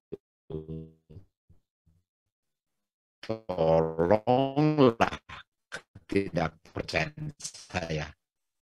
Dan kalau sudah pasti anak saya sembuh. Jadi sebagaimana Tuhan berfirman damai, Tuhan pun berfirman kebenaran. Yesaya 48 ayat 18. Kamu telah mendengar firman Tuhan. Saya punya perintah-perintah. Kamu telah mendengar. Kita tahu iman diperoleh dengan mendengar, dengan melihat bukti kan. Perintah-perintahku. Nah, ini kata perintah ini di Mazmur 33 ayat 9, dia memerintahkan. Artinya kamu telah mendengar suara yang adalah yang sudah mau diungkapkan dalam bentuk yang kelihatan. Jadi kamu sudah mau lihat pohon yang pohon itu dalam bentuk firman sudah ada yang diperintahkan kan. Jadi dalam bentuk firman sudah ada, sekarang diperintahkan untuk menjadi kenyataan yang bisa dilihat oleh manusia. Dan itulah perintah yang didengar. Nah, Kejadian 2 ayat 16. The Lord God perintahkan manusia dari setiap pohon buahnya boleh dimakan kecuali untuk satu pohon kan. Itu perintah. Dan kamu telah mendengar, kan? Dan kita tahu Hawa makan. Artinya kalau Hawa makan, kita lihat di Yohanes 8:43. Dia nggak mengerti karena dia nggak bisa dengar perintahnya. Kan? Artinya waktu dia pilih untuk terima firman setan, dia jadi nggak mengerti perintah Tuhan. Jadi waktu Tuhan bilang, kamu pasti akan mati. Kan? Kalau kamu makan, kamu pasti akan mati. Nah, kalau kamu pasti akan mati, itu akan menjadi kenyataan kalau kamu makan. Kamu yang buka kuncinya, kamu yang buka pintunya dengan kunci, dan kamu pasti akan mati, akan menjadi kenyataan karena sudah keluar dari mulut Tuhan. Bedanya ini bersyarat. Kamu nggak akan mati, nggak makan, kamu akan mati, dan kematian sudah ada dalam firman-Nya kalau kamu makan. Dan setan membuat Hawa meragukan itu. Artinya firman Tuhan itu tidak ada kenyataan daripada yang diungkapkan. Dan nggak akan menjadi kenyataan. Jadi setan bilang, di dalam firman Tuhan nggak ada itu kenyataan daripada apa yang belum ada. Karena apa? Karena kalau kamu makan, yang dibilang mati, kamu nggak akan makan. Artinya setan bilang, Tuhan nggak bisa menciptakan. Tuhan nggak menciptakan. Karena dia bilang, kamu akan mati, kamu nggak akan mati. Artinya jadilah terang, nggak akan jadi terang. Jadilah pohon, nggak akan jadi pohon. Kamu akan mati, nggak akan mati. Jadi dengan setan bilang itu, setan sedang berperang terhadap kuasa penciptaan yang sekarang peperangannya terhadap kuasa menyelamatkannya. Kamu tidak akan mati. Hawa jadi nggak mengerti dan tidak bisa mendengar firman Tuhan. Dan di saat Hawa tidak mengerti, di saat Hawa percaya bahwa bukan kuasa Tuhan yang menciptakan, karena kamu nggak akan mati, walaupun itu yang dibilang, dia percaya siapa? Dia percaya setan. Dialah pembunuh. Dia nggak bisa memberikan kehidupan. Kita sudah belajar di Grieve Not the Holy Spirit, setan mengambil prerogatif sebagai pencipta, blasphemy, dengan dia bilang apa? Saya yang berikan kehidupan bagi kamu. Padahal dia yang mengambil kehidupan. Dia yang menyingkirkan kehidupan, dia bilang dia mau berikan kehidupan. Pembohong. Nggak ada kebenaran dalam dia, artinya dia tidak bisa memberikan kehidupan. Waktu dia bicara, nggak ada kehidupan. Waktu dia bicara, mati semua orang. Artinya waktu Hawa terima firman setan, kematianlah hasilnya. Kan? Tapi kematian itu bukan karena setannya, kematian itu karena menyangkal kehidupan firman Tuhannya. Melalui ditolong oleh firman setan. Ditolong oleh firman setan. Dikatakan di sini, tidak ada orang yang benar. Tidak ada orang yang mengerti. Artinya nggak ada yang bisa dengar, nggak ada yang bisa percaya, tidak ada yang benar. Dan di dalam saya tidak ada yang baik. Tidak ada yang righteous, tidak ada yang mengerti, tidak ada yang dengar, tidak ada yang baik. Kita tahu hukum itu baik. Nggak ada yang baik. Bukankah ini sama dengan bumi ini waktu gelap? Nggak ada terangnya. Bukankah ini sama dengan sebelum ada pohon? Nggak ada pohonnya. Nggak ada manusianya. Nggak ada dia punya bintang-bintang. Nggak ada dia punya planet. Nggak ada binatang-binatang. Nggak ada burung-burung. Nggak ada dia punya ikan-ikan di laut. Nggak ada. Ini sama dengan manusia, nggak ada baiknya, nggak ada pengertiannya, nggak ada pendengarannya, nggak ada baiknya, nggak ada yang mantapnya, nggak ada. Nggak ada righteousness-nya, nggak ada just-nya. Dunia ini nggak ada apa-apanya, gelap. Sama kan? Sama. Nah, kalau sama, artinya bukankah kuasa penciptaan akan berlaku di kuasa menjadikan orang righteous, understand, hear dengan good? Sebagaimana waktu gelap menjadi terang.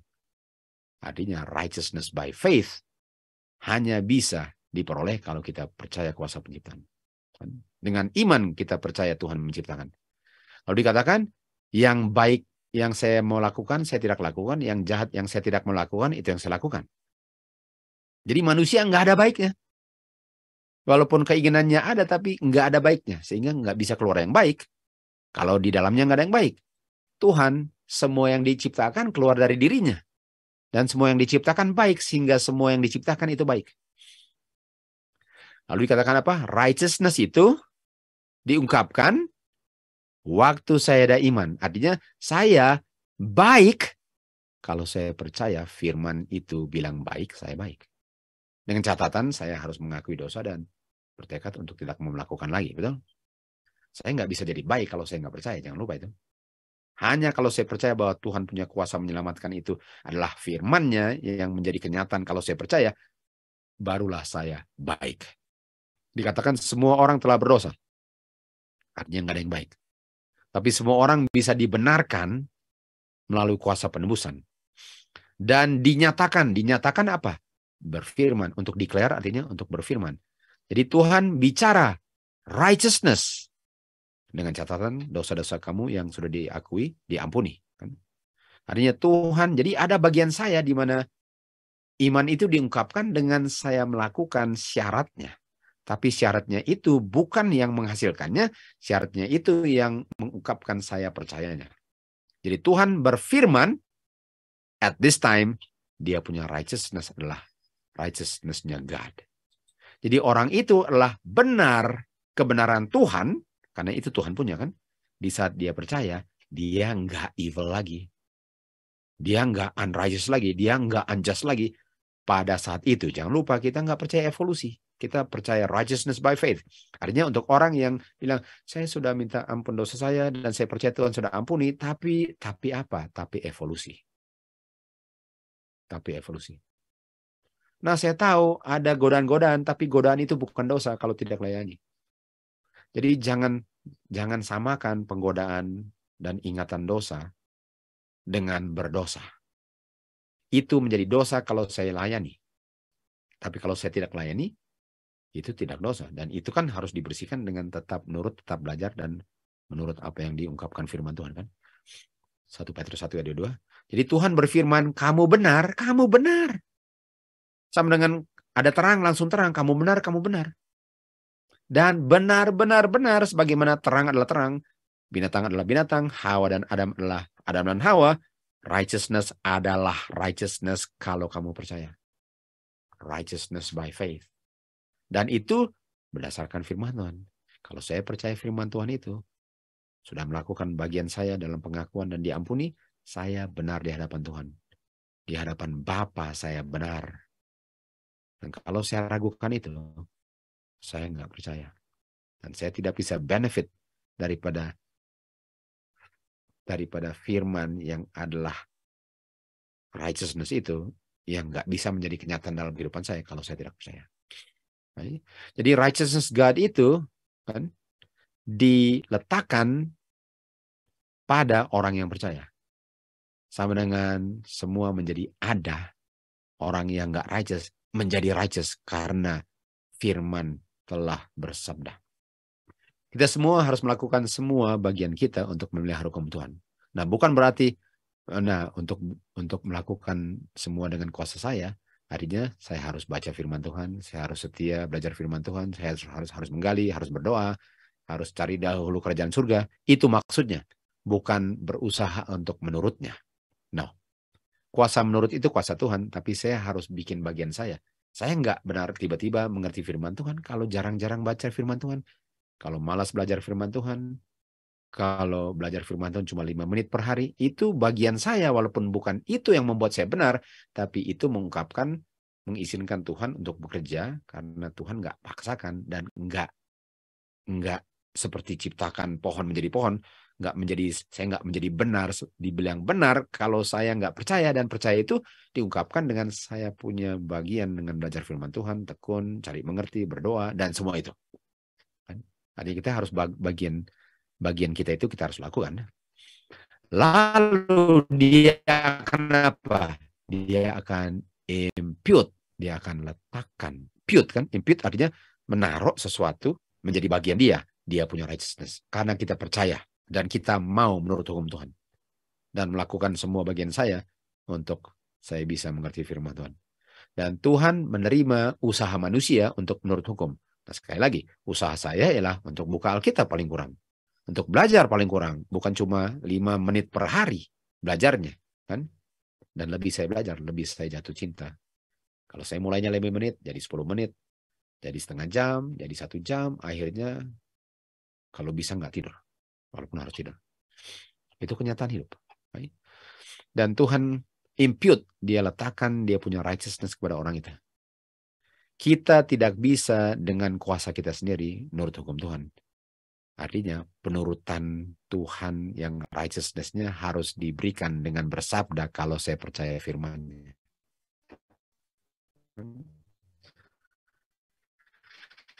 Jadi Tuhan berbicara kepada orang dosa yang nggak ada kebaikannya, yang tak memiliki kebaikan. Firman Tuhan berbicara righteousness, dan firman itu memiliki righteous di dalam firman itu. Karena the word of God is just, good, and right. Kan? Di saat orang berdosa itu percaya, dia menerima firman ke dalam hatinya dengan iman, dan di saat itu dia memiliki righteousness of God di dalam hatinya. Dan kalau dia memiliki kebenaran dalam hatinya, mari kita lihat apa hubungan hati dengan kenyataan hidup. Kita lihat di Amsal 4 ayat 3. Di dalam hati saya didapati issues of life. Artinya saya punya kehidupan itu ada dalam hati saya. Kurang mau diungkapkan. Makanya orang bersinah dalam hati itu nggak perlu dia ungkapkan, di hadapan Tuhan dia sudah bersinah di dalam hatinya. Artinya di dalam mind-nya Tuhan sudah ada sesuatu, kurang mau diungkapkan saja dalam kenyataan yang bisa dilihat kan. Demikian juga kalau ada righteousness dalam hati saya, itulah yang akan keluar dari mulut saya, dari tindak tanduk saya, dari jawaban saya, dari rencana saya. Semua itu mengungkapkan isi hati saya Dan kalau saya terima yang diungkapkan dalam kehidupan saya, dari isi hati keluar melewati mulut. Artinya semua yang saya ucapkan hanya bisa sesuai dengan apa yang dalam hati saya. Dan kalau dalam hati saya nggak ada righteousness of God karena saya tidak percaya, sudah pasti semua yang diucapkan unrighteous. Right?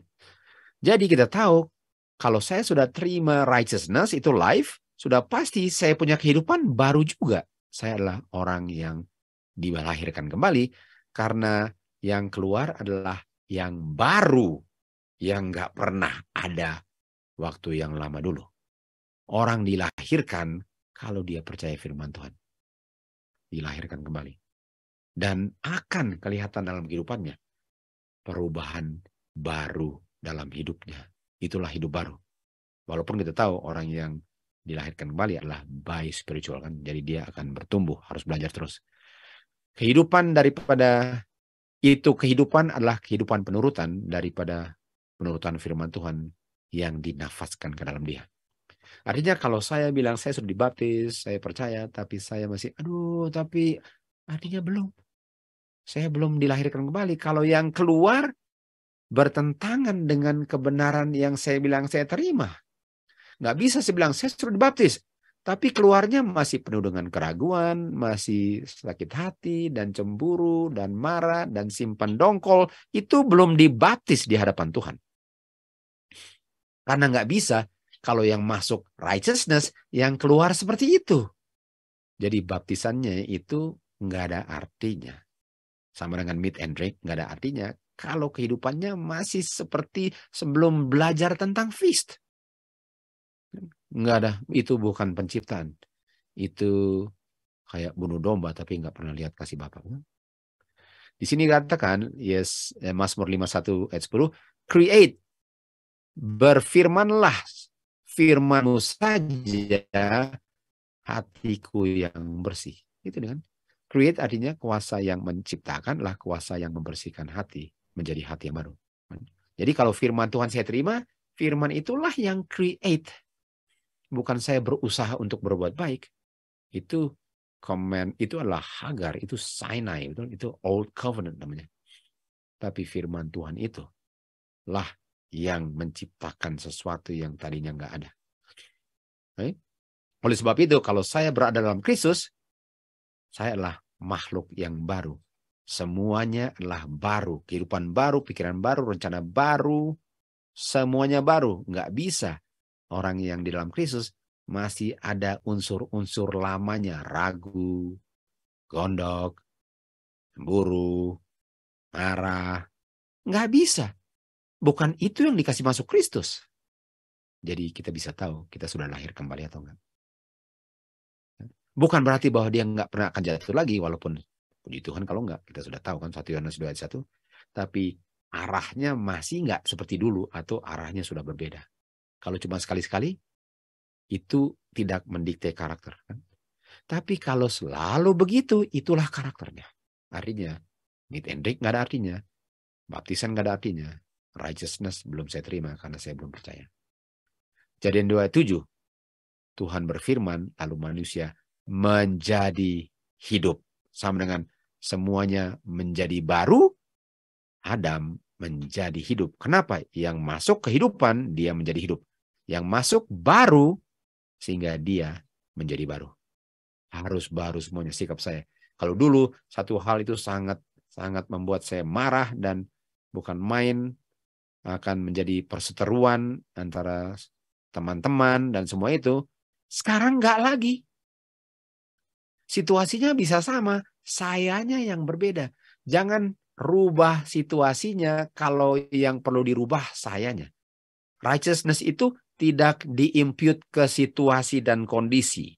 Righteousness diimpute kepada saya sehingga situasinya nggak berubah, sayanya yang berubah sikap saya terhadap situasi yang tidak berubah. Kan? Kalau orang bisa dipindahkan ke surga dan surga itu membuat orang selamat, Tuhan akan bawa semua orang ke surga. Kalau lokasi yang merubah orang.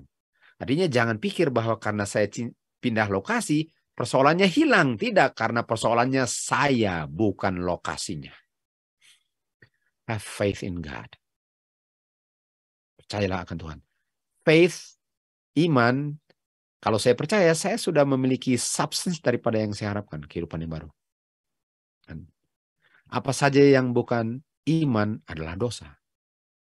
Artinya, kalau saya berdosa, saya tidak memiliki kehidupan yang baru, dan saya tidak percaya bahwa firman Tuhan itu adalah kehidupan yang baru. Kalau saya tidak percaya, itu dosa. Dan saya memperoleh iman dengan mendengar firman Tuhan, melihat kuasanya, kan?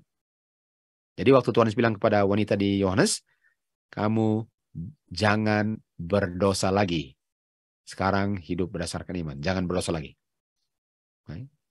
Jangan berdosa lagi. Kata jangan berdosa lagi adalah kuasa untuk tidak berdosa lagi. Sekali lagi, firman yang bilang jangan berdosa lagi adalah kuasa yang menyanggupkan saya untuk tidak berdosa lagi. Kata datang adalah kuasa yang menyanggupkan Petrus untuk datang. Kata come forth adalah kuasa yang membangkitkan, memberikan kehidupan yang membuat dia came forth. Come forth, kan? Artinya kuasa sin no more adalah firman yang mengucapkan sin no more. Kalau saya percaya. Kita tahu waktu Tuhan datang dia bilang apa? Apakah saya akan temukan iman? Apakah saya akan temukan orang yang tidak berdosa? Apakah saya akan temukan orang-orang yang percaya akan perkataan saya adalah apa yang saya ungkapkan, apa yang saya ucapkan? Karena kita tahu waktu Tuhan Yesus datang, dia bilang apa? Dia panggil orang naik, kan? Awake, awake, awake. Bangun, bangun. Lalu dipanggil semua naik, kan? Dengan kuasanya. Nah, kalau saya nggak percaya kuasanya, kira-kira saya bisa tinggalkan bumi ini dengan kuasa yang saya tidak percaya kalau masih berdosa? Artinya orang yang berdosa nggak bisa diangkat kawan awan, karena yang diangkat kawan awan adalah orang yang percaya, dan orang yang percaya adalah orang yang beriman, dan orang yang beriman adalah orang yang tidak berdosa. Jadi doktrin palsu yang bilang bahwa nanti kita diangkat kawan awan sementara berdosa lalu dirubah ke kawan awan, tumbang di tempat. Karena nggak bisa dia diangkat. Itu sama dengan orang yang berdosa nggak percaya disuruh jalan di atas air. Kalau dia bilang, oh iya, saya akan bisa jalan di atas air, lalu pas sampai Tuhan Yesus, saya disanggupkan untuk bisa jalan di atas air. Mustahil. Mustahil. Dan waktu Tuhan cari apakah ada orang yang beriman, waktu dia datang, iman adalah apa? Dia beriman bahwa dia akan menjadi seperti Kristus waktu dia datang. Dan semua orang yang memiliki pengharapan bahwa dia akan menjadi seperti Kristus waktu dia datang, sekarang dia purify. Purify artinya menurut. Menurut itu pengungkapan percaya. Jadi kalau Tuhan bilang, jangan berdosa lagi. Dengan saya tidak berdosa, itulah buktinya bahwa saya percaya kata jangan berdosa lagi. Kalau saya nggak percaya kata itu, saya akan tetap berdosa karena kata itu nggak pernah akan menjadi kenyataan dalam kehidupan saya. Tapi waktu saya tidak berdosa lagi, itulah buktinya bahwa saya percaya kata itu, dan buktinya adalah kenyataan dalam kehidupan saya di mana saya tidak berdosa lagi. Apakah itu yang Tuhan cari waktu dia datang? Di saat karakter Kristus sudah dengan sempurna dipantulkan oleh gerejanya, barulah dia datang. Dia nggak bilang dia akan datang, angkat ke awan, baru karakternya jadi sempurna. Tidak. Lalu kita lihat di sini di Adventist Home, Tuhan Yesus tidak merubah karakternya waktu dia datang di awan-awan. Perubahan karakter harus terjadi sekarang. Kamu harus percaya sekarang, baru benefit naik ke awannya nanti. Kamu punya karakter harus dirubah sekarang, baru diangkat ke awan-awan. Nggak bisa diangkat ke awan-awan orang yang nggak percaya, tiba-tiba dia percaya di awan-awan. Nggak bisa. Akan ada masa kelaparan. Dan masa kelaparannya adalah kelaparan akan mendengar atau mengerti akan apa yang kita belajar hari ini. Bahwa kuasa itu adalah apa yang diungkapkan dan menjadi kenyataan dalam orang yang percaya. Itu akan menjadi kelaparan bagi banyak orang. Artinya ada saatnya orang nggak pernah akan bisa mengerti ini. Jadi kita tahu bahwa akan ada orang yang lari dari sini dan ke situ untuk mencarinya kan, dan tidak akan menemukannya. Sekarang saya tanya, kenapa mereka mau cari kalau sekarang mereka nggak mau cari? Itu pertanyaannya kan. Kenapa mereka mau cari sesuatu nanti dan kenapa sekarang mereka nggak mau cari? Kenapa sekarang mereka nggak cari? Apa yang membuat nanti mereka mau cari? Itu pertanyaannya. Dikatakan di sini Yesaya 55, carilah sementara dia masih bisa ditemukan. Artinya ada yang cari waktu sudah nggak bisa ditemukan lagi. Apa yang dia cari yang dia sekarang nggak mau cari? Kita melihat Tuhan Yesus menanggalkan jubah imamnya dan mengenakan jubah kerajaannya. Dan lalu kita tahu Michael stand up dan kutuk Tuhan, 7 kutuk Tuhan, tulah Tuhan mulai berjatuhan menimpa penduduk bumi. Dan ada yang mengutuk Tuhan gara-gara ini tulah yang mereka terima. Ada orang-orang yang lari menuju umat Tuhan dan memohon untuk diajarkan bagaimana caranya untuk tidak terima tulah ini. Lihat ya, artinya mereka sedang minta informasi kan, mereka sedang cari informasi. Bagaimana caranya supaya kami tidak terima tulahnya? Soalnya kamu kayaknya nggak terima tulah ini. Jadi mereka sedang cari sesuatu. Apa yang mereka cari? Yang mereka cari adalah sesuatu yang mereka bisa temukan, sementara masih bisa ditemukan. Yang ditemukan itu ialah yang membuat kamu tidak kena tulahnya sekarang. Artinya, kalau mereka belum terima tulah, mereka nggak mau cari. Di saat terima tulah, baru cari, tapi udah keterlaluan terlambatnya. Untuk bisa luput daripada judgment. Umat Tuhan sudah kering air matanya. Doanya sudah habis untuk didoakan. Bebannya sudah habis dipikul. Amarannya sudah selesai diberikan.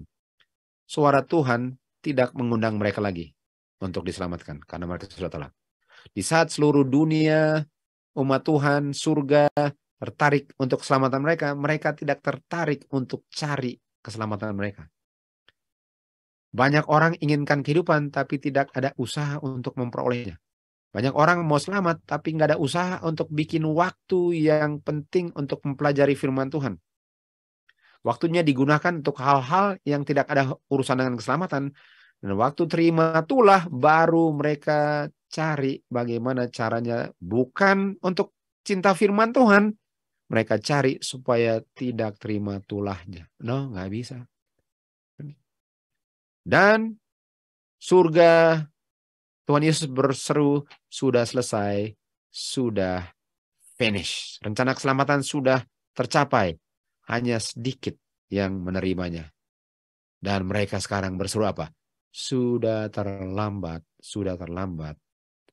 Harusnya waktu belum terlambat, kita belajar firman Tuhan, kita tahu caranya untuk tidak dapat tulah ini. Dan percaya firman Tuhan kan. Untuk diselamatkan ialah untuk menerima meterai. Untuk menerima meterai ialah untuk tidak berdosa lagi. Untuk tidak, sudah terlambat. Mereka yang tidak mengutamakan firman Tuhan sekarang, lihat ini. Dari sini ke situ, dari laut ke laut, dari utara ke timur, mencari firman Tuhan supaya tidak terima tulahnya. Malaikat bilang, mereka tidak akan temukan. Sedang ada masa kelaparan, bukan firman Tuhan, bukan roti atau air, tetapi masa kelaparan mengerti kuasa Tuhan. Itulah kuasa yang menyanggupkan saya untuk tidak berdosa. Biarkan mereka lapar dan haus untuk selama-lamanya. Mereka telah menolak rencana keselamatan. Mereka lebih mengutamakan hal-hal duniawi daripada hal-hal surgawi. Mereka telah menolak Tuhan Yesus dan meremehkan akan umat Tuhannya. Biarlah mereka kotor. Tunggu, ini keluar dari firman Tuhan. Biarlah mereka kotor dan tetap kotor selama-lamanya. Tunggu dulu. Kalau Tuhan bilang biarlah mereka yang kotor tetap kotor, bisa enggak mereka enggak kotor selama-lamanya? Enggak. Kalau Tuhan bilang kamu bisa bersih, bisa enggak kamu enggak bersih? Enggak. Artinya di saat tutup pintu, Tuhan enggak akan bilang apa yang kamu butuhkan yang Dia bilang sebelum tutup pintu. Artinya kalau saya mau dengar Tuhan bilang jadilah bersih, saya harus dengar itu sebelum tutup pintu. Setelah tutup pintu, saya nggak bisa temukan firman Tuhan yang bilang kamu berhenti berdosa, kamu righteous. Itu hanya bisa didengar, masih bisa ditemukan di masa limpah sebelum tutup pintu. Karena setelah tutup pintu, yang keluar dari mulut Tuhan adalah kamu kotor dan kotorlah selama-lamanya. Itu adalah satu pernyataan yang benar, karena mereka benar-benar selama-lamanya kotor. Apakah saudara-saudara percaya firman Tuhan? Dan firman Tuhan yang menciptakan sanggup untuk menyelamatkan kita sebelum tutup pintu. Semoga firman Tuhan menjadi kenyataan dalam kehidupan kita. Bukan hanya ayat hafalan, tetapi menjadi kenyataan sehingga Tuhanlah yang dimuliakan dalam pekerjaan penciptaan dan dalam pekerjaan penyelamatan.